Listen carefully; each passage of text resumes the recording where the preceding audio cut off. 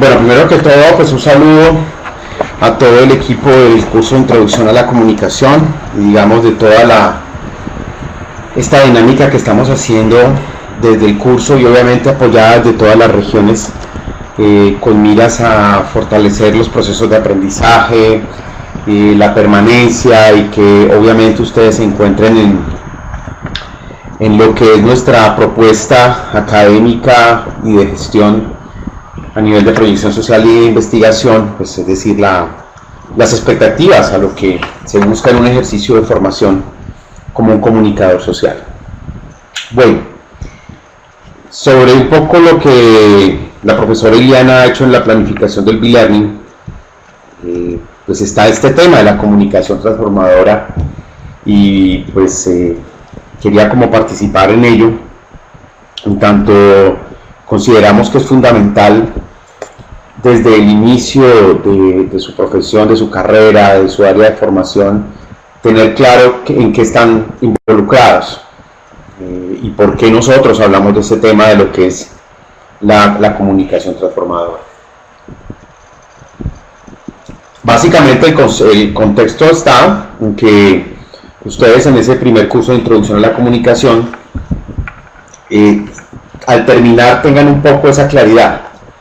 No puedo decir yo que tal vez se logren un 100%, pero sí un poco ustedes tengan la perspectiva de por qué están viendo lo que están viendo, por qué están estudiando lo que están estudiando, por qué nos interesa y por qué nosotros un poco le damos este tipo de denominación a ese concepto. Entonces esa es un poco como la presentación que voy a tener ahora. La idea es que esto es una charla muy reflexiva. Quiero colocar como unos puntos de entrada para que a partir de aquí pues ustedes se lleven preguntas, reflexiones, tanto a nivel de docentes como de estudiantes, y pues eso nos permite como alinearnos en esas ideas. Entonces, bueno, vamos a arrancar primero por un contexto.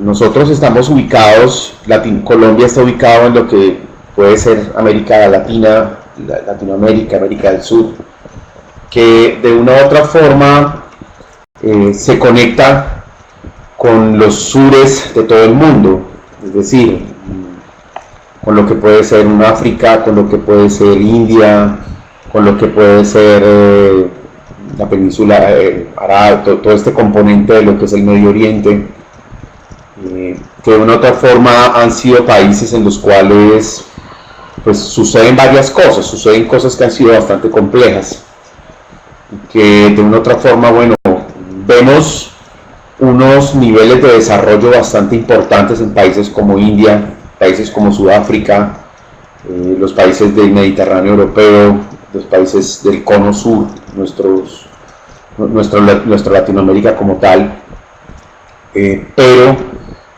sí, cuando miramos con detenimiento encontramos que son regiones en las cuales hay unos altos niveles de complejidad social, de diferenciación, de exclusión, y aquí digamos es donde empezamos nosotros a conectarnos con nuestras realidades. Desde ese punto de vista, cuando ya nos centramos en América Latina, debemos entender un poco lo que ha sido nuestro contexto, que ha sido pues un contexto violento. Es decir, digamos, en algún momento aparece que nos descubren y ya desde ahí empieza a establecerse un punto de vista, o sea, no es lo mismo cuando uno se encuentra con alguien a cuando alguien lo descubre a uno, ¿no? Como pasa con los artistas, es que a usted lo descubrimos. Entonces, el hecho de que ante el mundo civilizado nosotros nos descubrieran, a partir de lo que fueron pues obviamente todo ese proceso de la modernidad y digamos uno de los escenarios de globalización más importantes que hubo, que fue digamos cuando Colón llega a estas tierras, que se empieza ya a establecer una visión global del mundo. Es que eso hay que tenerlo claro, ¿no? A veces pensamos que la globalización es eso que estamos viviendo ahora, pero han habido varios tipos de globalizaciones. Una de ellas cuando Colón llega a América, cuando Magallanes y Elcano da la vuelta al mundo, empieza un escenario de globalización importante. Y creo que desde allí, pues obviamente creo que tenemos como la claridad de cómo se constituyó esta región del mundo o cómo se reconstituyó en el momento en que aparecen obviamente un encuentro de diferentes culturas, una europea, una propia, latinoamericana, posteriormente una de África que llega. Y si ustedes se dan cuenta un poco las condiciones en las cuales esas culturas se conectan, pues no son las mejores, ¿no? O sea, no es lo mismo cuando a ti te traen de esclavo, o cuando vienen y te destruyen lo que tienen, sobre la base de un proceso de colonización. Entonces, creo que desde allí, históricamente, vienen muchos de los problemas que en este momento que tenemos, es decir, la forma en que nosotros como cultura nos armamos, propia de un sincretismo violento, agresivo, de despojo, pues creo que es la base de muchas de las situaciones que en este momento tenemos, como también es la base de otra cantidad de situaciones positivas que generaron como una diáspora plural en estas regiones. El concepto de raza nace aquí, casi se podría decir, o sea, esa perspectiva del eurocentrismo de una región europea y de una región latinoamericana, de una raza blanca, de una raza india, negra, casi que se arma a partir de lo que nosotros somos. Entonces, un poco ese contexto así nos suena muy trillado, pero debemos tenerlo presente, en tanto pues de una u otra forma reincide en muchas de las situaciones que actualmente nosotros tenemos. Desde allí, autores por ejemplo como Eric Torrico nos plantea que digamos que Latinoamérica ha venido en la lucha de tres cosas muy complejas, lo que denominamos tres vectores: la independencia, el desarrollo y la democracia. Vamos un poco como a explicar cada uno de ellos, porque si ustedes estos tres elementos que yo voy a explicar los traspolan a lo que pasa en estos días, a lo que pasa en nuestro día a día, y se darán cuenta que allí se empiezan a conectar la realidad, la historia con el presente y lamentablemente a veces el futuro. Entonces el primero es la independencia. Creo que nuestra historia ha sido de una historia de empeños, es decir, cada mandatario ha tenido que empeñar algún país, alguna situación para poder lograr algo. En su momento, pues obviamente la colonia española, posteriormente la independencia, posteriormente, entonces de una otra forma siempre ha habido un tema de que listo, nos independizamos de un país, pero empezamos a caer en el tema de la dependencia de otro tipo de situaciones. Y pues vemos cómo la historia de Latinoamérica casi quedaría en eso, ¿no? ¿En qué país logra independizarse del contexto de un imperio que nos controla? Ha sido el imperio español, el imperio inglés, el norteamericano, y un poco cada país en Latinoamérica que establece como un marco de independencia frente a un escenario, pues es muy celebrado. Entonces veamos lo que pasa en un país como Bolivia, que es, como en algún momento pasó con Correa en Ecuador.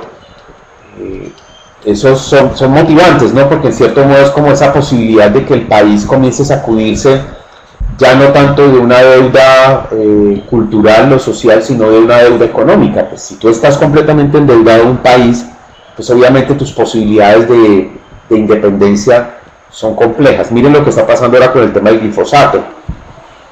En cierto modo, fíjense que allí el tema de independencia está, porque uno dice, bueno, ¿cómo es que en Estados Unidos están denunciando personas que están sufriendo enfermedades por el uso del glifosato, pero aquí un poco se va a usar el glifosato por solicitudes? Obviamente ha habido un crecimiento de la coca, pero entonces las respuestas a ese tipo de cosas tienen que ver con elementos de dependencia como tal, y obviamente pues se dependen de unos recursos del extranjero, y esos recursos están mediados por una serie de exigencias. Veamos el tema de los tratados de libre comercio. Los tratados de libre comercio establecen pautas de un país poderoso a un país dependiente, pues obviamente no son negociaciones equilibradas. Entonces un poco la independencia es como un vector clave en lo que es el contexto de las necesidades de Latinoamérica. Posteriormente viene el tema del desarrollo, visto como visto no como desde las posibilidades que tenga una región específica en generar sus propias posibilidades de hacia dónde quiere ir. Yo siempre comparo el desarrollo como si a todo ser humano nos estuvieran comparando con alguien. Entonces que dijera, mire, lo que pasa es que el vecino tiene estas condiciones, es una persona desarrollada o feliz y usted no las tiene. La mejor forma para que usted sea feliz es que sea como el vecino. Entonces es algo similar. A nosotros en los países, o sea, luego de la posguerra, que se inicia el Plan Marshall de recuperación, en ese momento Harry Truman en 1944 decreta el famoso punto 4, donde él dice que hay países desarrollados y hay países subdesarrollados. Y la pauta que él establece es que la lógica del mundo es que los países subdesarrollados tengan que emigrar y lograr las condiciones de los países desarrollados. Fíjense lo maquiavélico que es eso. Entonces, en cierto modo, como que nosotros no podemos ser como otros países, básicamente es porque no somos capaces de hacerlo. Esa es la perspectiva que se dice. ¿En este momento me escuchan bien o se escucha mal? Por favor, me confirman. Miguel, por el chat están diciendo que se escucha interferencia. En este momento, ¿cómo me escuchan? Bueno, acá me están diciendo que se escucha bien. De pronto, no sé si es el estudiante que tiene el problema. Perfecto, entonces continúo.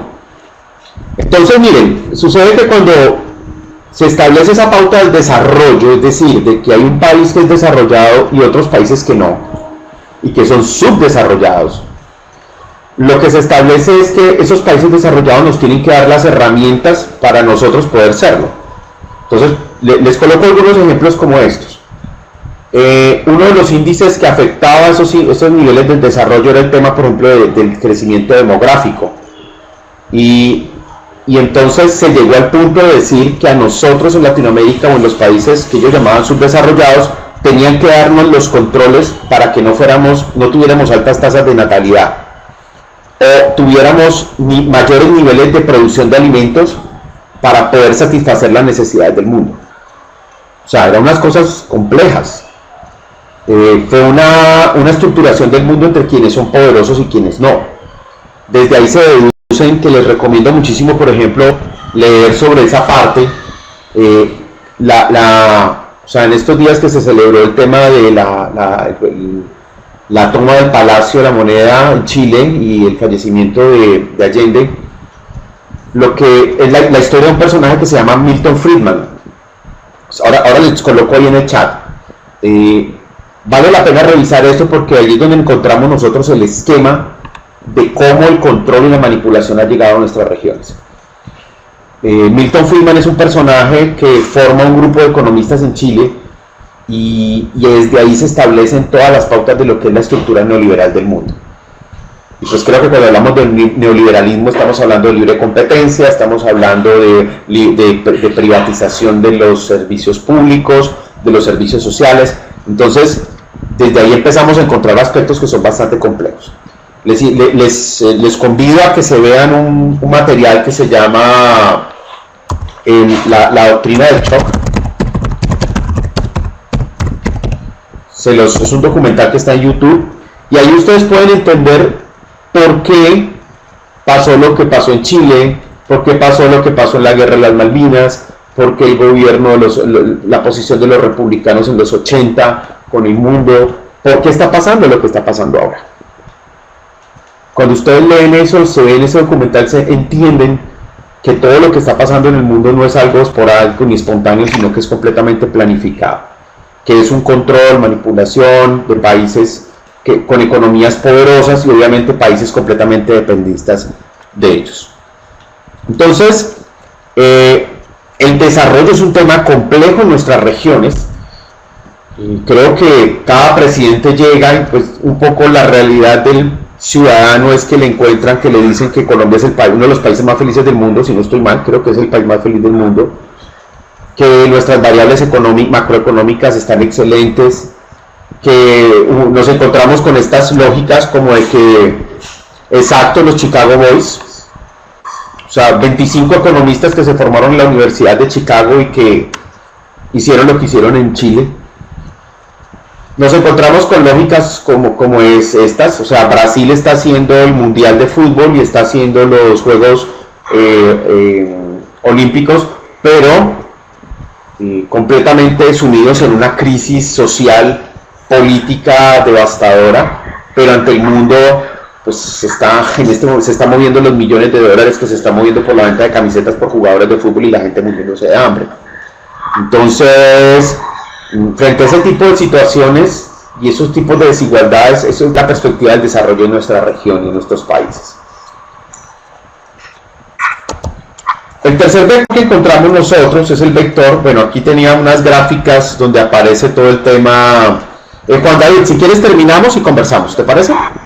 Aquí traía otra gráfica de lo que llaman pues, el tema de la situación de extrema pobreza en el mundo. Porfa, cerremos aquí un micro que hay abierto. Gracias. Ahora nos vamos al tercer elemento, que es el elemento de la democracia. Obviamente desde la posición desde que surge este esquema en Grecia, en el cual un poco la lógica es que todos los participantes de un Estado tienen el derecho a la participación, valga la redundancia, o sea, todos tenemos un nivel de representación ante un Estado y todos nos involucramos en él, cuando pues es un poco la contrapartida a lo que es una aristocracia, lo que es un reinado, una república. Entonces en esa línea pues la búsqueda de Latinoamérica ha sido el tema de una democracia y pues un poco tuvimos cuando después de las guerras de independencia aparece el esquema de crear gobiernos democráticos y curiosamente fíjense que cuando aparece después de la posguerra esa doctrina del shock que acabo de nombrar, pues en Latinoamérica comienzan a aparecer una serie de dictaduras bastante complejas en los años 70 y en los años 80. Básicamente el esquema de lo que fue Argentina, Chile, Paraguay, Uruguay. Pues en Colombia nosotros tuvimos también un esquema de autoritarismo militar, pero pues no tuvimos dictadores, pero sí en algún momento tuvimos un frente nacional que dijo que entre liberales y conservadores se tenían que repartir el poder. Y a partir de ahí pues obviamente comienzan a fortalecerse comienzan a surgir grupos subversivos. Obviamente ya teníamos la FARC como una evolución de las guerrillas liberales, y en los 70s aparece a partir de esa creación del Frente Nacional la ANAPO, que después daría pues como sus bases a lo que posteriormente fue el M-19. Entonces la democracia ha sido un tema de búsqueda complejo en Latinoamérica, de luchas complejas. O sea, en este momento, por ejemplo, frente al tema de Cuba, frente al tema de lo que fue Venezuela, hablando ya en tiempos más modernos, pues siempre ha habido esa perspectiva de lo que implica la democracia y de lo que implica gobiernos en los cuales un personaje ahí casi que se ancla al poder de manera oculta y utilizando pues el concepto de la democracia, pero teniendo una permanencia en ello. Entonces un poco vale la pena que las preguntas sobre el tema de la democracia es eso, ¿no? Hemos estado en un tema de creación de democracia, pero también en una perspectiva de desmocratización o de controles o de manipulaciones ocultos bajo la figura de una democracia. Y pues desde ahí pues hay dos preguntas que asaltan, como por ejemplo lo que es las condiciones del autoritarismo a la democracia y cómo hacemos para que la democracia dure y para que sea real. Uno dice, en Colombia estamos en una democracia, pero ¿hasta qué punto realmente esto es una democracia, ¿no? Eso es una pregunta ahí que queda como en el aire cuando pues está sucediendo a nivel de las posibilidades de representación lo que está sucediendo. ¿Quién realmente nos representa en lo que es el Congreso? ¿Quién nos representa en un consejo municipal? ¿Quién nos representa en el Estado? ¿Quién nos representa como presidente en este momento? O sea, no estoy hablando de que sea bueno o malo, sino pues es la pregunta que nosotros deberíamos en algún momento hacernos desde la perspectiva de que somos ciudadanos, y como ciudadanos en una democracia pues tenemos derecho a la participación, a la elección. Bueno, entonces, aquí vamos.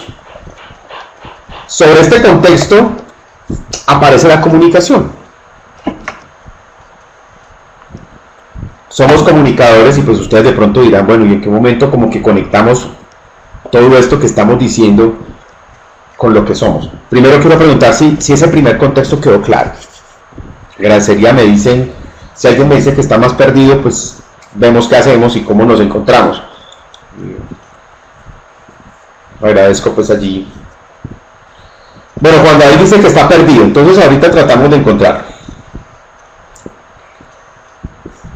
Listo, muy bien. Entonces, empezamos a hablar del tema de la comunicación. ¿Qué pasa con la comunicación? Es decir, cuando ustedes vean sus cursos de historia de la comunicación profundizarán en ello, pero de una u otra forma siempre ha habido esa perspectiva del ser humano informar las cosas que están pasando. Es decir, si nos vamos a las huellas de las culturas rupestres, y si nos vamos a toda la historia, siempre ha sido esa necesidad de comentarle a algunas personas lo que nosotros estamos diciendo. O algo que está pasando. Y desde ahí comienzan a aparecer las conexiones con el poder. ¿Quién tiene la capacidad de informarle a muchas personas algo? Y obviamente, ¿quién tiene la capacidad de informarle a muchas personas algo que le conviene a él? O que le interesa a él. Pensemos la historia. La historia es la historia de quiénes, de los que han ganado. ¿Cuándo conoceremos la historia de los que han perdido? Entonces uno dice, a mí me contaron yo he leído las historias de los vencedores, o sea, la historia la escribe quien vence, pero la historia del que pierde, pues hombre, le toca como ver cómo la cuenta, porque nadie le va a parar bolas a él, ¿no les parece? No sé qué piensan ustedes sobre eso. Entonces uno dice, bueno, yo conozco la historia de Estados Unidos que ganó en la guerra, pero no conozco la historia de los japoneses que fueron los que perdieron. Y así sucesivamente. La historia de Alemania la hemos completamente borrado, pero no sabemos qué pasó con esos seres que perdieron esa guerra. Pues también son seres humanos, ¿no? Tenían hijos, familia, esposas. Y pues, ¿qué pasó con esos seres? Y así sucesivamente. Entonces, desde allí ya nos vamos a trasladar al siglo XIX, ya como un poco conectados, porque es un poco a lo que vamos. Inicialmente las escuelas que surgen en la formación de comunicadores sociales eran escuelas de periodistas, porque obviamente era el oficio. ¿Quiénes se encargaban de hacer eso? Eran reporteros, eran personajes que muchos sabían leer y escribir, porque obviamente las tasas de analfabetismo eran muy altas. Por eso ustedes encuentran que muchos de los primeros periodistas eran personas relacionadas con la literatura, con el derecho, porque eran un poco las profesiones en las cuales una persona aprendía a escribir. Entonces desde allí surgen las necesidades en Estados Unidos y posteriormente en nuestra región en Latinoamérica aparece en La Plata la primera escuela de periodismo. Y su función básicamente se centró a la formación de personas que tenían que ver con el uso de medios de comunicación, es decir, redactores y productores de audiovisuales, específicamente cine. Recuerden ustedes de pronto pues verán que en la historia primero surgió el cine y después la televisión. Entonces se empiezan a necesitar personas que se formen en esos temas, en la construcción de textos periodísticos, porque pues los diarios de comunicación los medios masivos eran los medios masivos. Pregúntenle a sus abuelos, por ejemplo, cuando se produce Moisés, cuando se producen películas como este esclavo, el romano, hombre, que siempre la pasan incluso todavía en las Semanas Santas. Cuando aparece la Pasión de Cristo, todas esas grandes películas que eran hechas en unos formatos gigantescos de 36 milímetros, en el que esa era la forma en que se comunicaba. Los noticieros eran en cine. Entonces se comienzan a generar la necesidad de formar esos personajes, es decir, las primeras escuelas están direccionadas hacia la formación de periodistas y a la formación de este tipo de personas con una formación técnica. Posteriormente, cuando aparece la CEPAL hacia los años 50, o sea, la CIESPAL, ahí me equivoqué, es la CIESPAL. La CIESPAL comienza a generar una crítica y es decir, no, pero lo que pasa es que la comunicación no es solamente el tema de uso de medios masivos o la formación de periodistas. Entonces la CIESPAL comienza a hablar de ciencias de la comunicación y se comienzan a integrar componentes de las ciencias sociales a los estudios de periodismo. Entonces comienza a aparecer, por ejemplo, la sociología, la antropología, la psicología del lenguaje, del consumidor, aparece la lingüística, la semiótica.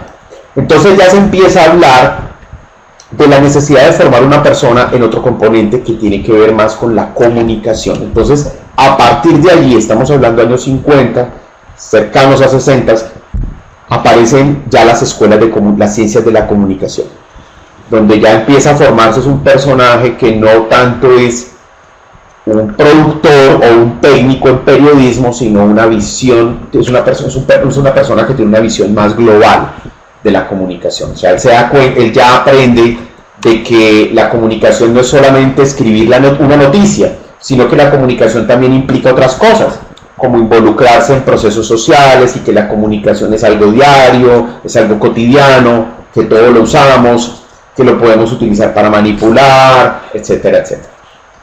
Aparece entonces el tema de ciencias de la comunicación. Me conecto hacia los años de la posguerra, cuando comienza a aparecer ese concepto. De un momento a otro a Latinoamérica se nos vienen una cantidad de agencias de cooperación. Aparece la FAO, aparece UNESCO, aparece ONU, y pues a partir de ahí una cantidad de organismos que venían a enseñarnos cómo teníamos que hacer las cosas. Y dentro de esas cosas ellos traían paquetes de comunicación. Eso, fíjense que debe ser un elemento, eso es una cosa interesante históricamente para comprender, porque la perspectiva era que nosotros, por ejemplo, teníamos tierra pero que no sabíamos sembrar, teníamos gente pero esas personas no sabían hacer las cosas. Entonces las agencias de cooperación lo que establecen es que nos tienen que venir a enseñar, a formar. Entonces comenzaron a llegar todos los esquemas de lo que se denominó el paradigma difusionista de la comunicación. Entonces, cuando hablamos de ese paradigma difusionista, su nombre lo dice, es un paradigma en el cual yo considero que usted no sabe las cosas es porque no está informado. Entonces, nosotros en Latinoamérica no hacíamos las cosas bien porque no estábamos suficientemente informados. Entonces aparece allí ese esquema de una perspectiva de la comunicación en la que nos tienen que informar para poder ser desarrollados. Entonces aparece el primer esquema de la comunicación, que es el esquema difusionista. Ya ustedes después lo profundizarán, en el cual es un esquema netamente telefónico, en el cual yo levanto el teléfono, digo aló, y una persona me contesta y dice, ¿cómo está? ¿Cómo le va? Hay un canal, hay un emisor, hay un contexto y hay un medio. Ese era el esquema tradicional de la comunicación inicial. Desde esa perspectiva comienza a surgir desde Latinoamérica una serie de autores que empiezan a colocar eso en crítica y le dicen, venga, espérese un momentico, es que eso no es así de sencillo. Y Latinoamérica un poco comienza a hablar desde unas posiciones muy interesantes, donde aparece todo el tema de toda esta perspectiva de la liberación, la teoría de la liberación, pedagogía de la liberación. Aparece un Paulo Freire en Brasil que comienza a decir, un momentico, lo que pasa es que esto no es así como de que usted me mande la información, yo me la aprenda y ya me mejore la vida. Comienza a hablarse de la pedagogía crítica. O sea, Latinoamérica comienza a crear un pensamiento propio en el que le responde al mundo diciéndole que las cosas no son así de sencillas, que desde nuestra realidad como latinoamericanos aparece una posición frente al mundo y una posición crítica, y aparece desde ahí pues un paradigma más participativo. Entonces Latinoamérica comienza a hablar y a decir que el esquema no es tanto de informar sino de interactuar, de dialogar, que aparecen una serie de diferencias, entonces que si yo pertenezco al Pacífico o al Cauca o al centro, pues tengo unas visiones culturales que me permiten comunicarme distinto. Y desde ahí aparecen pues una amalgama de posibilidades de la comunicación que se integran, pues la comunicación alternativa, popular, comunitaria, contrainformativa, educativa, ciudadana, comunicación para el cambio social, donde pues casi que lo que agrupa todo este tipo de perspectivas de la comunicación es una visión crítica a ese esquema impuesto.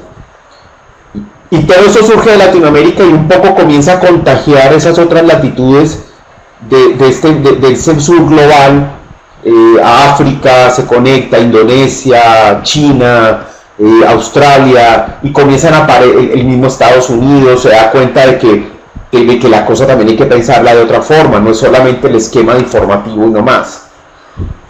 Entonces desde allí pues aparecen en Latinoamérica posiciones como lo que es la comunicación del cambio social, o comunicación del desarrollo inicialmente, después comunicación para el cambio social. Aparece, por ejemplo, todo lo que es algo que yo les recomiendo que siempre revisen, que es el informe McBride, o digamos lo que se produce a través del nuevo orden mundial de la información y la comunicación en los 80, donde desde allí ya se le está diciendo al mundo, mire, lo que pasa es que aquí hay un manejo de la información que no es equitativo. Ustedes creen que de dónde viene todo el esquema de los enlatados, lo que era el Netflix, hace muchísimos años eran lo que llamamos los famosos enlatados, una cantidad de producciones y contenidos que nosotros nos vendían y que nosotros consumíamos porque simplemente era así. Se llama el informe McBride, te lo escribo allí.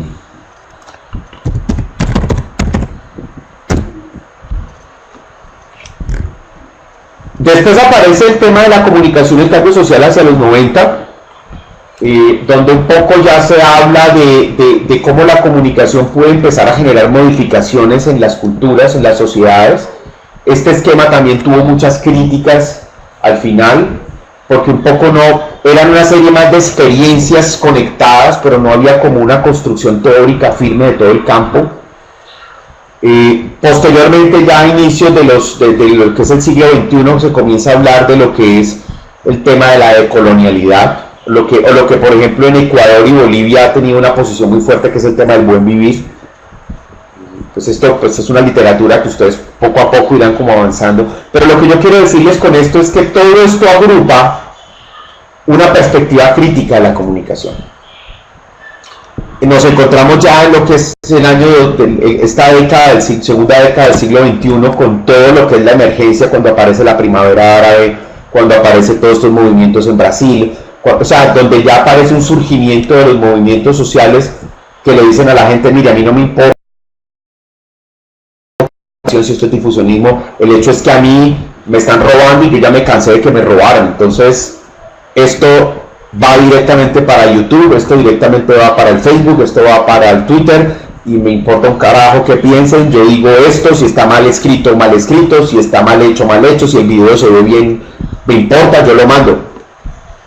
O sea, ¿sí me entienden? O sea, ya en los segunda década del siglo XXI aparece una perspectiva distinta, también muy dado por las conexiones con lo que aparece con el Internet. Después, si ustedes quieren, podemos conversar de todas estas cosas con más detalle, porque pues es bastante fascinante. Por ejemplo, todo esto se inaugura en el Twitter cuando, si ustedes recuerdan, el asesinato de Osama Bin Laden, los norteamericanos planearon toda una operación secreta al estilo de ellos, pero no se imaginaban que un tipo que estaba cerca cubrió todo a través del Twitter. Entonces, pues eso fue una cosa que estaba en la cabeza de todos, menos que un tipo a esa hora iba a estar despierto y conectó todo el mundo a través de una red social. Entonces acá lo que queda claro es que hay una perspectiva de la comunicación crítica que surge desde Latinoamérica, que ha tenido una gran evolución, que ha tenido diversidad de teorías, que ha tenido crisis, y que de una u otra forma nosotros desde la UNAD un poco lo que comenzamos es a interpelar y a decir, bueno, esto tiene que pensarse también, o sea, no podemos quedarnos solamente en que somos comunicación y cambio social y que eso es todo. Se conecta un poco básicamente por nuestra postura inicialmente de una comunicación comunitaria, que ahora hablaremos de ello. Quisiera pues plantearles si esto está claro, si esta parte, digamos, acá ya conectado a la comunicación un poco nos da luces frente a lo que estamos hablando.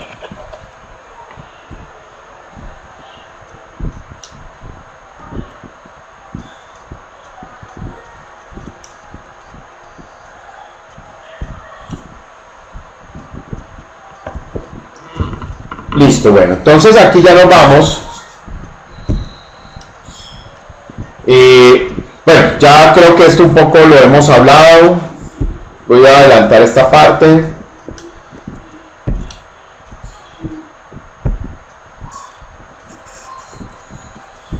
Ahora vamos a hablar un poco de lo que nosotros planteamos desde la transformación. Básicamente siempre la pregunta, por ejemplo, traemos aquí a Buenaventura de Sousa que nos habla del tema de la transformación, donde aparece esa pregunta, bueno, ¿por qué tenemos que transformar lo que ya está? Hay un dicho que se dice por ahí que lo que está bien se deja bien, ¿no? ¿Y por qué? O sea, ¿quién es usted para decirme que las cosas hay que transformarlas? ¿O usted por qué me dice que tengo que cambiar? Que ahí es donde aparecen las grandes crisis de algunos de estos paradigmas del desarrollo y cambio social. O sea, pues sí, de pronto yo no tengo muchas cosas, pero yo soy feliz. Uno habla con muchos campesinos en territorio y ellos le dicen a uno, mire, es que yo lo único que necesito para mi vida es tener mi tierra para poder trabajar y ya. De ahí en adelante no necesito más, yo no necesito muchas de las cosas que usted me está mostrando, no. Y es ahí donde aparece el tema de la legitimación sobre la cual quién dice que hay que cambiar y por qué hay que cambiarlo. Y el gran error es porque yo puedo cambiar las cosas muy fáciles. Pensemos cómo se ha cambiado el esquema económico en el Urabá antioqueño. Pues se llenó de paramilitares, los paramilitares mataron a la gente, hicieron unas 3-4 masacres. Pues obviamente, si yo vivo en un pueblo y el pueblo que estaba media hora, llegaron y mataron a 20 personas, jugaron fútbol con las cabezas, pues obviamente yo que me voy a quedar ahí a esperar a que me vengan a hacer lo mismo, pues yo me voy. ¿Cierto? Entonces, pues, se fue la gente, cambiaron el tipo de cultivo, lo llenaron de palma africana, ahí hubo un cambio social. ¿O no? Entonces, pues, esas son pensemos el esquema de cambio social que nos está planteando. Fíjense todo lo que ha pasado el tema ahora con el ministro Carrasquilla y todos estos tipos de situaciones. Esos son formas de cambios. Nosotros cuando pensamos el concepto de la transformación tiene que ver con la emancipación, obviamente, porque obviamente estamos buscando de que hay cosas que no están funcionando bien, pero tenemos que tener claro de que cada cultura, cada región a partir de su propia realidad es que establece qué le va bien o qué le va mal. Y eso es una cosa necesaria.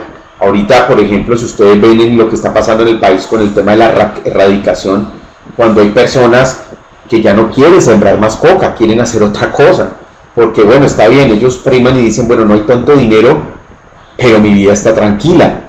Entonces ahí hay una necesidad de transformación.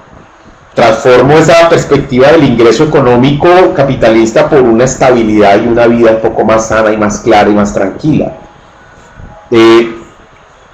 Entonces desde allí pues, nos hablamos de ese tema de la comunicación transformadora en nuestro programa y planteo dos entradas, una que es una matriz conceptual y otra que es una matriz estratégica. Cuando estamos hablando de esta matriz conceptual, yo coloco este gráfico que ahorita lo voy a explicar, donde pues es una pareja, pues un hombre y una mujer. Obviamente cada quien desde donde piense el género verá si ese es un hombre, si es una mujer, no quiero entrar en esa discusión. Aparece un círculo que es un contexto y aparecen unas flechas en doble vía que ahorita un poco vamos a mirar. Y aparece este otro gráfico donde está un ser humano, puede ser un hombre o una mujer. Ese ser humano tiene unas flechas a su interior. Y hay como que ustedes ven que hay unas sombras que lo que quiero simbolizar ahí es la posibilidad de ir al centro, de ir a su interior. ¿Qué significa ello? Cuando hablamos de comunicación transformadora nos estamos hablando de procesos en los cuales La comunicación nos tiene que permitir acciones de construcción y reconstrucción. O sea, nos encontramos en que la transformación implica que hay cosas de nuestras vidas que tenemos que quitar, que tenemos que eliminar, y hay cosas en las cuales tenemos que volver a reconstruirnos. Y esa es un poco la lógica que tenemos a veces. Nos cuesta muchísimo eso, saber que tenemos cosas que tenemos que cambiarlas, que tenemos que desbaratarlas y volver a armarlas. La comunicación transformadora nos lleva también a pensar que las sociedades, los sujetos, las regiones, tienen lo que Sousa denomina las zonas de contacto. Esas zonas de contacto son esos espacios en los que yo me encuentro con el otro.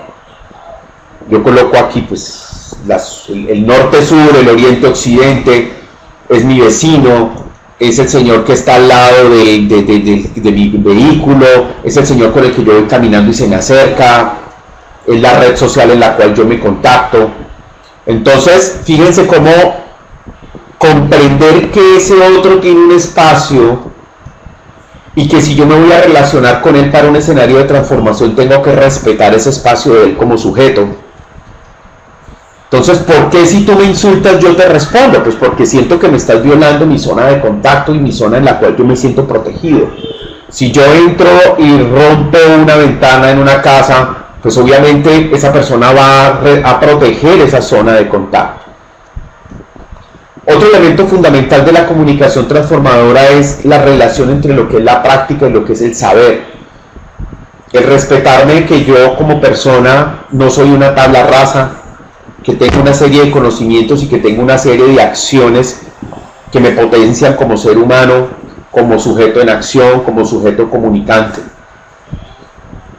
Otro, la potenciación social. La comunicación transformadora, y esto es un elemento que traemos desde la psicología comunitaria, su objetivo fundamental no es solamente cambiar las cosas, sino es potenciar a las personas para que ellos mismos se indaguen. Y me devuelvo acá. ¿Cómo es esa indagación? A nivel de mi relación con el contexto, pero también a mi relación interna. Y desde allí potencializarme. Un segundo, por favor. ¿Qué no?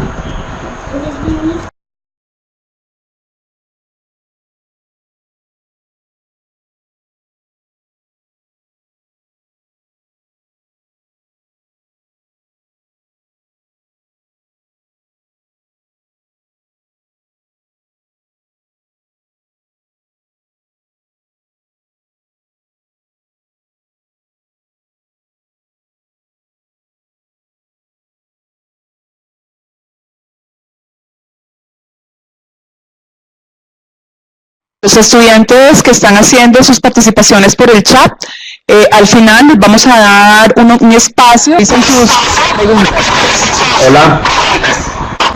Hola, ¿cómo va? Qué pena, pero les confieso que es que estoy aquí con mi hija, entonces hay momentos en que llama mi atención.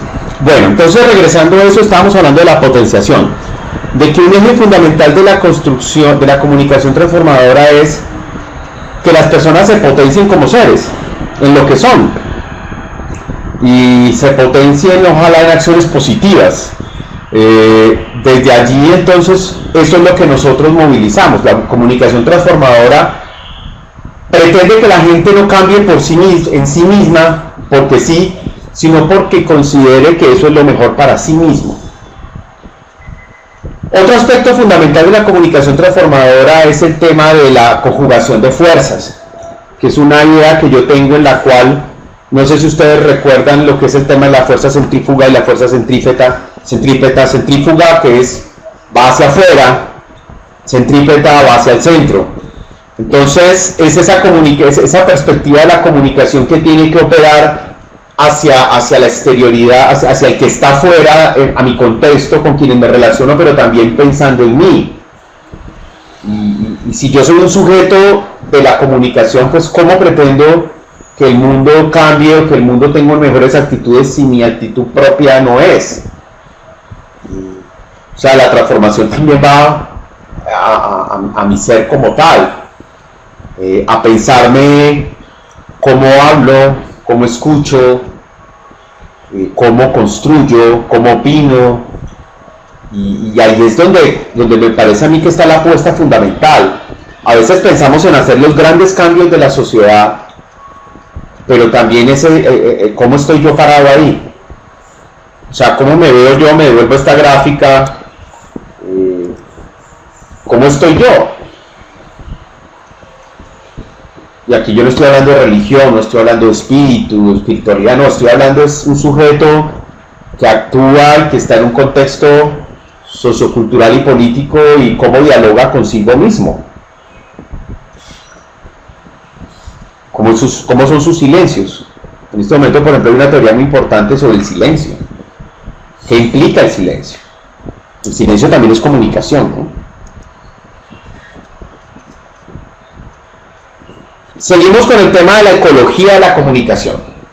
Cuando hablamos de ecologías, es porque, si ustedes se dan cuenta, en este momento tenemos una cantidad de posibilidades de comunicar con las personas de una forma novedosísima.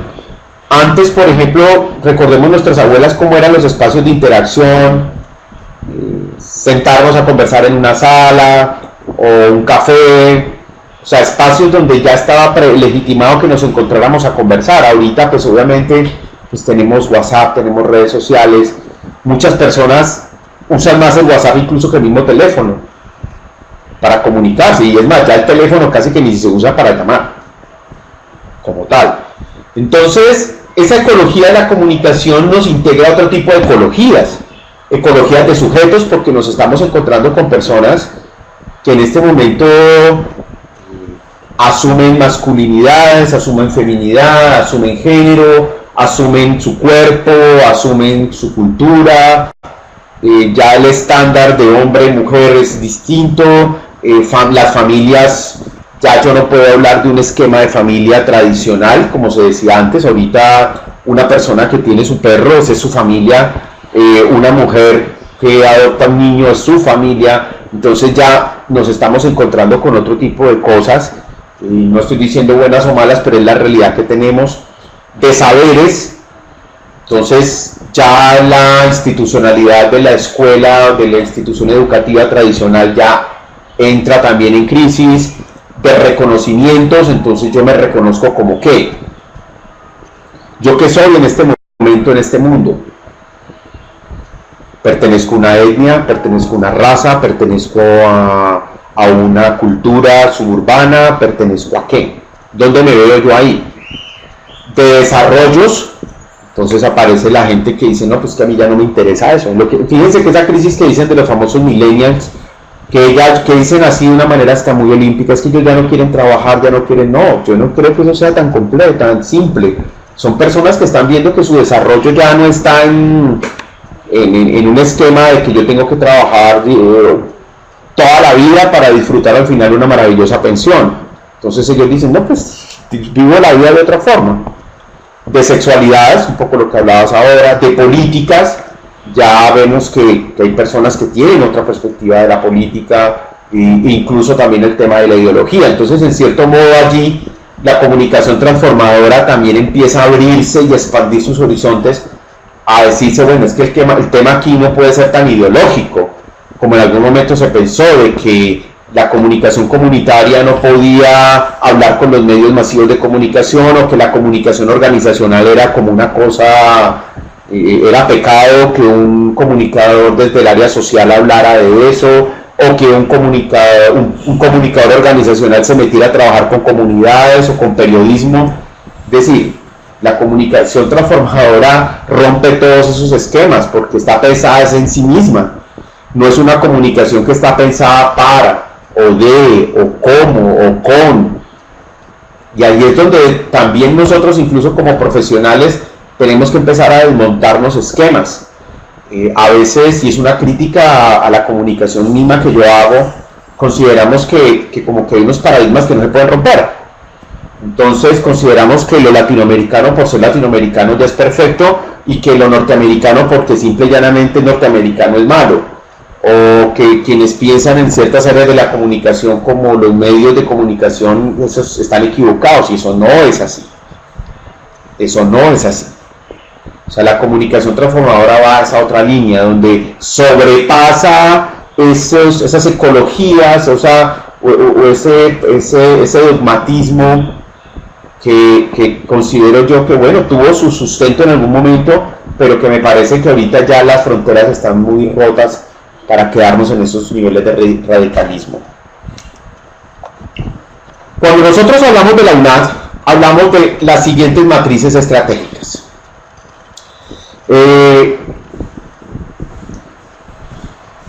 Y quiero que le pongan mucho cuidado en esto, porque esto les va a permitir entender por qué van a ver los cursos que van a ver y por qué van a investigar en lo que van a investigar.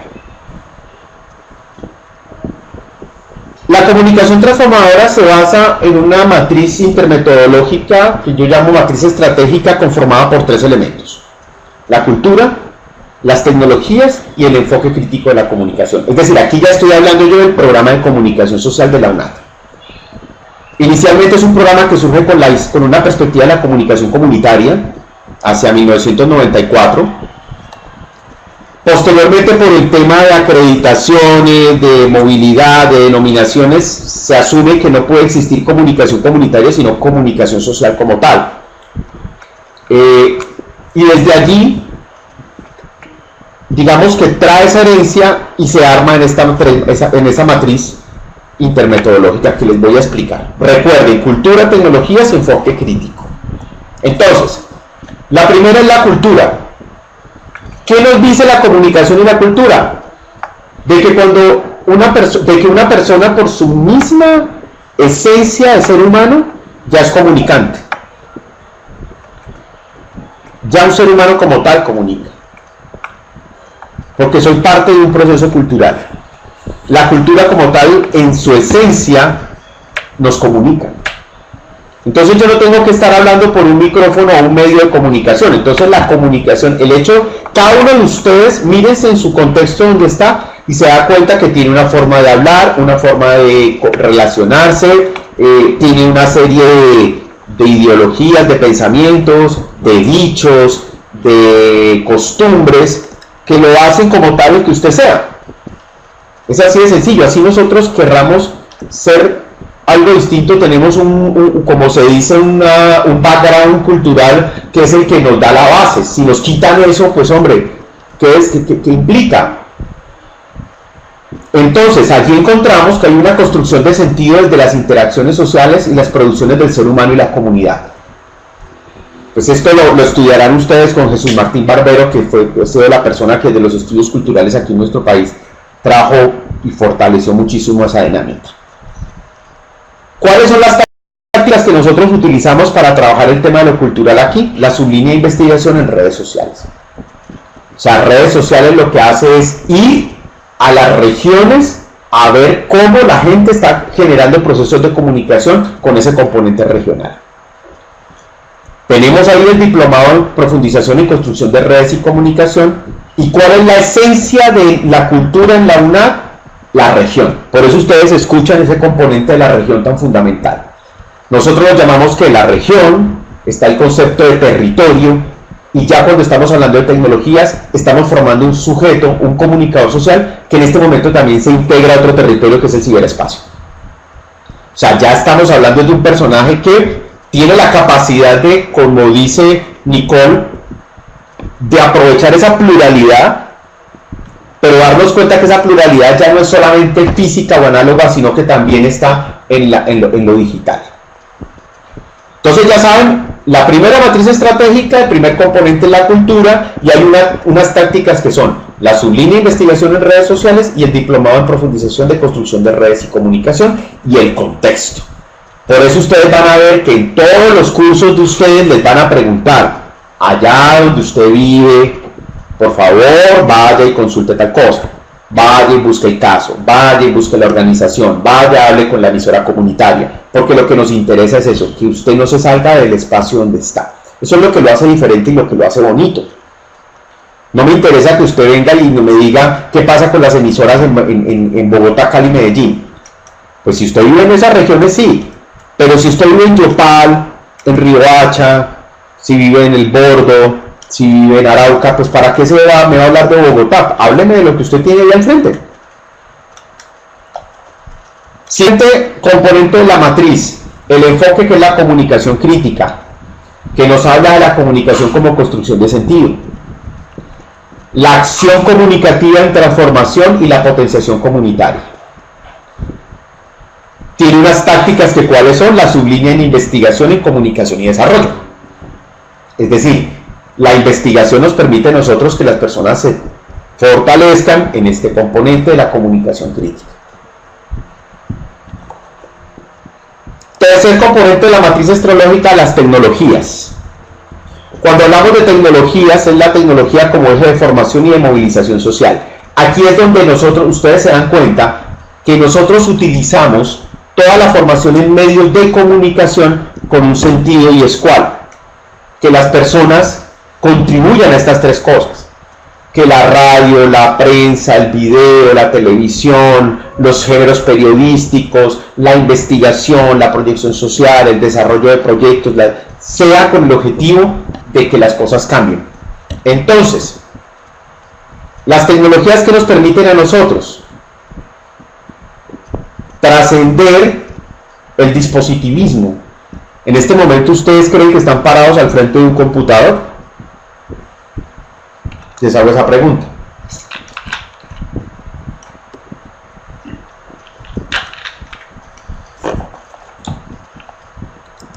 Usted, en este momento yo no estoy parado frente a un computador. Obviamente, físicamente, si me toman una foto, estoy al frente aquí de una pantalla. Pero esto no es un computador, esto es una mediación. Esto me permite conectarme con 71 personas que están en X cantidad de regiones y que podemos hablar de cosas. Podemos aprender, podemos discutir, podemos hacer crítica, podemos analizar aspectos. Entonces, esto no es un computador, esto no es un software, esto es una mediación. Entonces, desde allí es que nosotros miramos los medios de comunicación y el periodismo. No sientan que es que eso no lo van a ver, que eso no lo van a estudiar. Sí lo van a ver, pero lo van a ver conectado a estas tres cosas que aparecen acá. Nos interesa el medio de comunicación que conecte estas cosas, que fortalezca estas cosas. No nos interesa entrar a mirar el periodismo que pues obviamente a veces se está haciendo tan supremamente dañino en este país. Eso no nos interesa. Pero sí nos interesa que usted como periodista nos narre la región, nos narre lo que está pasando allá, nos narre lo que la gente piensa. Por ejemplo, la semana pasada estuvimos en un evento en Bucaramanga y se entrevistó, participó un egresado nuestro, colega de ustedes, Giovanni Cantor. Él ganó el premio Ida Catalina como mejor reportaje en televisión comunitaria. Y lo que él hace es eso, él narra lo que pasa allá en Ocaña. O sea, no tiene que ir a narrar otras cosas ni coger el esquema del periodismo comercial, o que yo no me parece negativo, eso existe. O sea, él no le interesa eso, él le interesa es hacer un periodismo allá, con la gente, que tiene sabor, que tiene el color, que tiene las características propias de su región, porque eso es lo que a él le interesa. Y eso es lo que nosotros queremos buscar en ustedes. Que si a ustedes les gustan los medios de comunicación, no pretendan imitar lo que está imitándose ya y hacerlo mal hecho, sino buscar sus propios modos propios de lo que la región en la que ustedes están les demanda y les requiere. Entonces ya saben que la matriz estratégica son estos tres aspectos, y aquí en cada una de estas diapositivas encuentran cómo en el programa de comunicación social ustedes lo van a ver. Cultura, enfoque crítico y tecnologías. Ahora las últimas dos diapositivas, para que ya ustedes tenemos otras cosas que hacer. Aquí tenemos más o menos tenemos unas 35 profesiones en las cuales se relaciona la comunicación social. Tenemos personas que están en el periodismo, comunicación organizacional, audiovisuales, docencia, locutores, directores de cine, escritores, diseñadores, publicistas. El tema de las redes digitales trae una cantidad de profesiones. Ahora estaba viendo más o menos hay como 15 gestores sociales, comunitarios, políticos, empresarios, y pues aquí coloco 3 puntos suspensivos supremamente grandes como para que a partir de ahí ustedes puedan empezar a buscar, y obviamente aparecen mezclas entre estas, ¿no? Yo digo que Hay comunicadores sociales que en la mañana es el periodista de radio, al mediodía es periodista en el noticiero, por la tarde tiene su empresa de asesorías y por la noche es profesor. Así conozco personajes que se mueven en esa línea. Pero entonces yo le tengo estas preguntas, o sea, si yo soy esa persona que está en estas labores, lo que nos interesa a nosotros es ¿qué tiene la responsabilidad? Si yo soy periodista, ¿qué responsabilidad tengo hacia la transformación de mi ser? ¿Cómo debo cambiar yo también?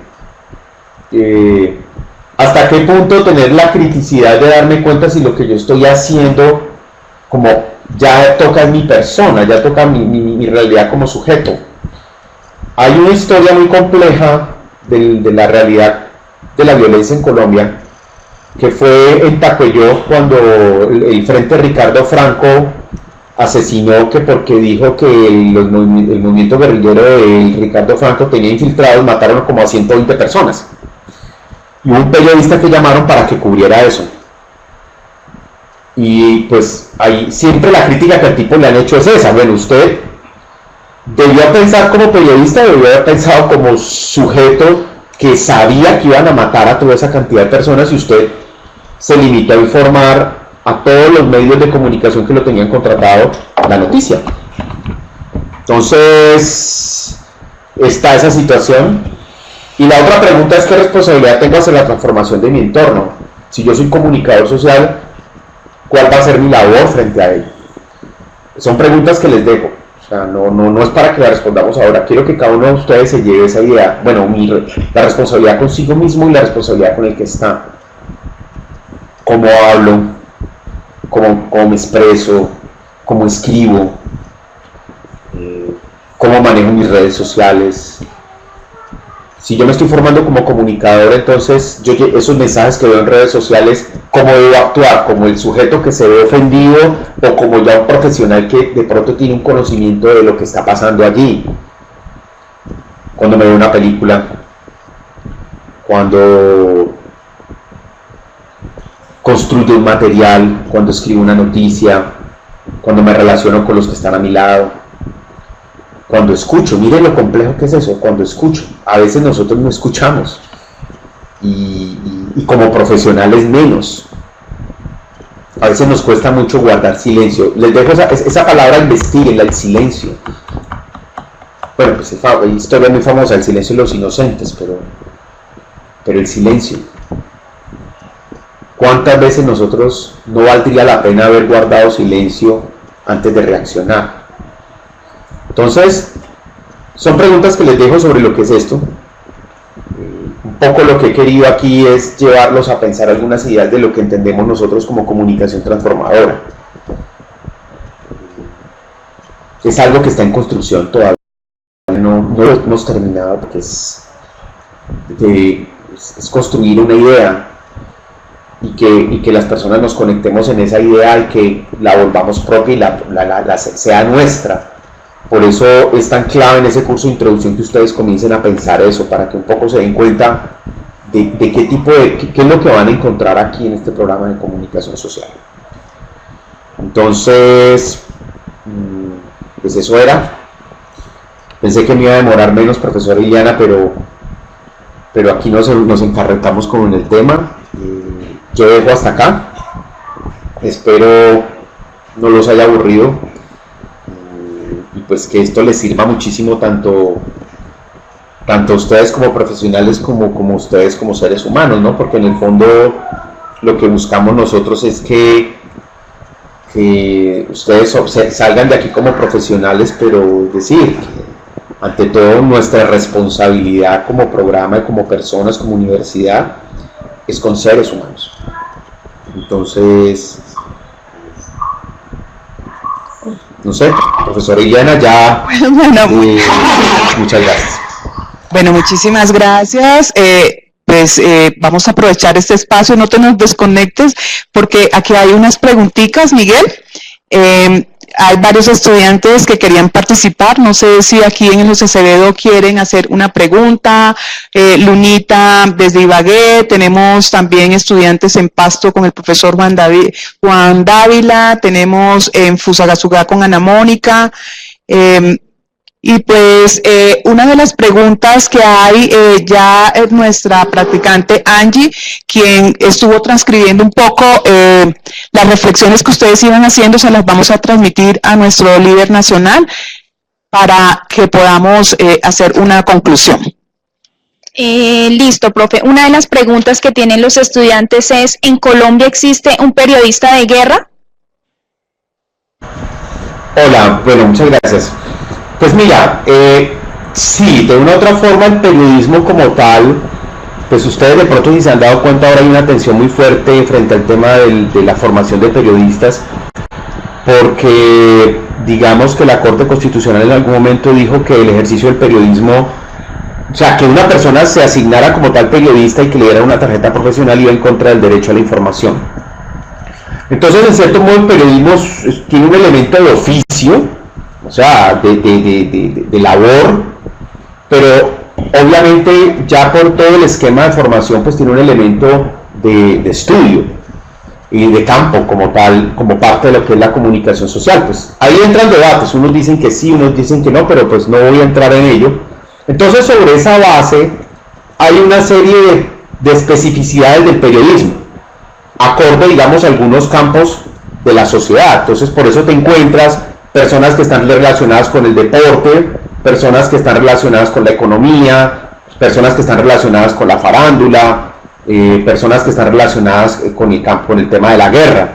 El periodismo de guerra como tal, o como se le denomina, o de conflicto, pues comienza a aparecer obviamente a partir, más o menos, por ejemplo, escritores como Hemingway fueron reporteros de guerra.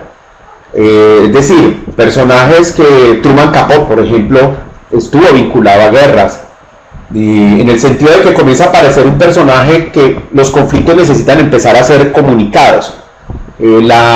Si no estoy mal, el momento en que comienza a aparecer muy fuerte este tipo de periodismo es en la guerra en Estados Unidos, la guerra civil norteamericana, y ya llega un culmen muy fuerte cuando aparece Vietnam y posteriormente lo que fue la guerra del Golfo, donde si ustedes recuerdan, casi que los soldados iban con cámaras de video donde se iba reportando inmediatamente y la CNN casi que en tiempo real iba transmitiendo los bombardeos y todas esas cosas. Entonces aparece, casi que uno podría decir que a partir de las actividades y prácticas sociales de los seres humanos, el periodismo comienza a tener unas especificidades propias a ello. Entonces uno dice, si ustedes recuerdan a Klopatowski, es un experto en periodismo de carros, y hay gente que lo lee y está siguiéndolo porque pues esa es su afición, como está el periodista deportivo. El año pasado tuvimos una conferencia con una compañera que es experta en periodismo deportivo paralímpico. Y entonces así te vas a ir encontrando, como quiero que lea aquí, que dice que el tema de la gastronomía. Obviamente yo me imagino que Jenny debe ser o sea, si a mí me ponen a hacer una noticia sobre algún tema gastronómico, pues créame que deleitaré los platos, pero así como que uno pueda, como de buenas a primeras, empezar a construir textos, va a ser complejo. Pero si ella es experta en el tema como periodista, pues obviamente va a ser mucho más difícil, mucho más fácil. Entonces, un poco la respuesta genérica va a eso. Existen esas prácticas que están muy relacionadas obviamente con todas las acciones que están relacionando la sociedad. Listo, profe. Otra de las preguntas de los estudiantes es, ¿qué se diferencia un comunicador social que se forma en la UNAD a otro que se forma en otra institución? Mira, nosotros un poco, todos los programas de comunicación tienen una base, porque a nosotros nos rige la circular 3457, que nos dice que debe formarse un comunicador social. Entonces todos van a ver un área de lenguaje, unas áreas teóricas, unas áreas digamos, de redacción, etcétera. Todos van a tener eso. Sino que los programas de comunicación, dependiendo su énfasis, pues profundizan algunas cosas. Entonces, en la UNAD, por ejemplo, la gran diferencia es que formamos un comunicador que tiene una visión de que él como comunicador puede entrar a contribuir a solucionar cosas en su región y en su contexto. Muchas veces pensamos que los grandes cambios se dan a nivel de lo macro, pero no, muchas veces los grandes cambios surgen a partir de lo que tú haces en tu barrio, en tu empresa, en tu comunidad. Pero el comunicador como tal tiene todos los elementos que cualquier profesional de la comunicación tiene a nivel nacional, sino que tiene ese énfasis de una visión social, una visión de cambio, una visión de transformación.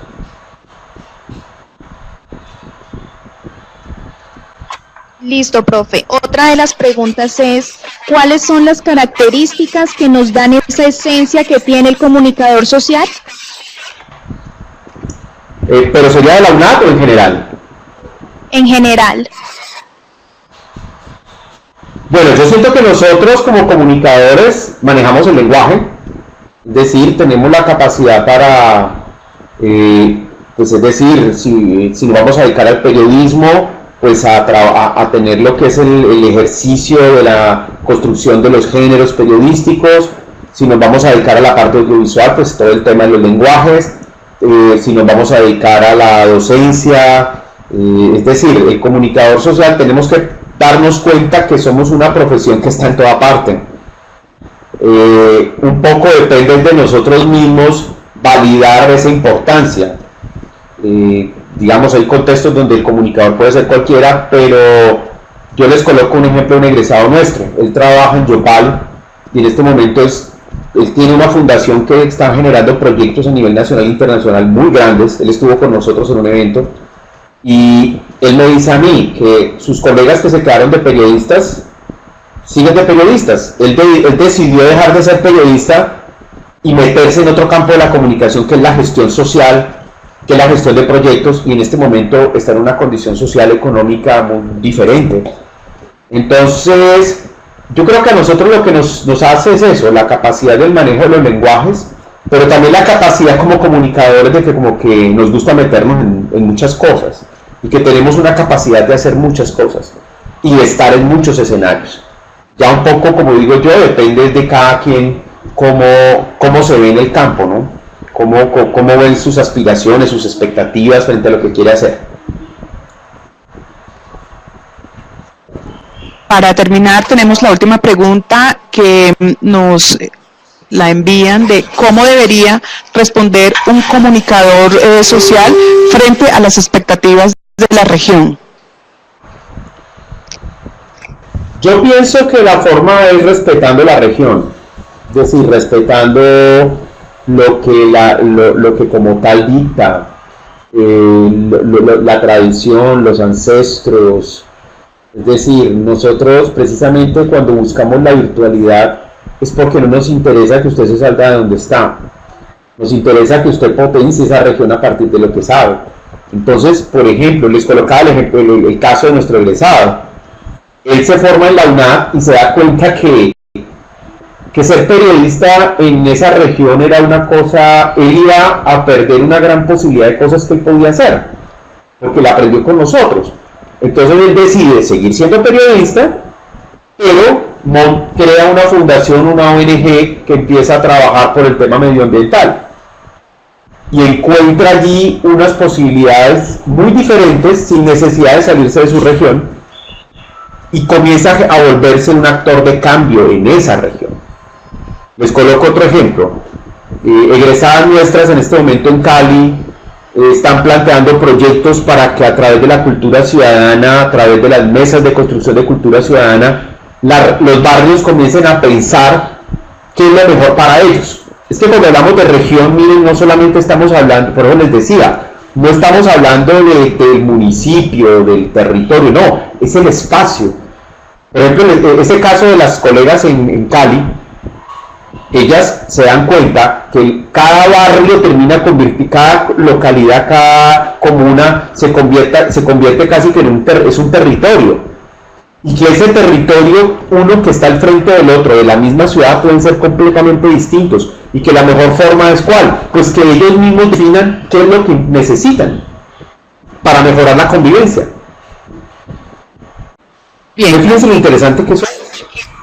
Entonces, creo que la respuesta es esa, respetando la región. O sea, yo no puedo intervenir la región llevándomela por delante. Por eso me devuelvo a los años 70. Eso fue lo que hicieron con nosotros. Nos impusieron las cosas. Nosotros, en la UNAD, un comunicador social, eso no está en su mente. Bien, bueno, tengo acá otra pregunta de Clara Gutiérrez, que te la va a hacer Miguel, y pues seguimos con los interrogantes que nos deja planteado nuestro líder, es ¿qué responsabilidad tengo hacia la transformación de mi ser?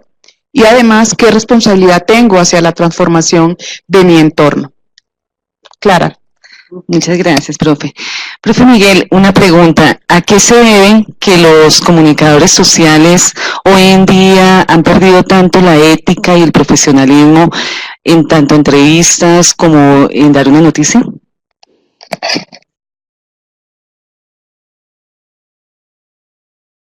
¿La repites? ¿La ética? ¿Era sobre el tema de la ética? Sí, ya, Clara. Sí, profe Miguel. La pregunta es, ¿a qué se debe que hoy en día los comunicadores han perdido tanto la ética y el profesionalismo al dar una nota periodística o una entrevista? Bueno, mira, sobre ese tema yo considero que hay varios factores. Uno, obviamente, el tema personal. Yo creo que hay como profesional tú te enfrentas en la vida a decisiones las cuales parten de ti mismo. Es decir, así como te encuentras personas que desde su ética vale lo mismo informar si es blanco o negro o si son 2 o 1000, pues hay personas que no lo van a hacer.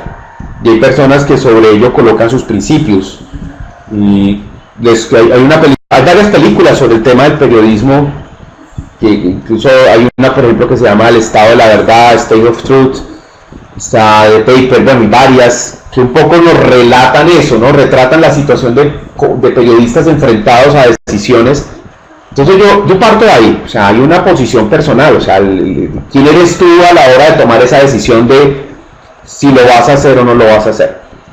Segundo, hay el contexto en el cual ahora los medios de comunicación se mueven, y bueno, desde hace un muy buen tiempo, porque el tema de la ética de los medios no es nuevo, o sea, esa crisis no es nueva, sino que obviamente ahorita, por la inserción y la presencia de los medios y de tecnologías digitales, pues es muy diferente. Porque antes, ¿quién era el que tenía la capacidad de informar? Pues el periodista que estaba en un medio de comunicación, en una emisora, en la televisión. Ahorita no, ahorita tú misma puedes llegar y escribir algo en una red social y se va. Y si eso tiene un nivel de impacto, te empezará a retuitear o enviar gente y listo, se va.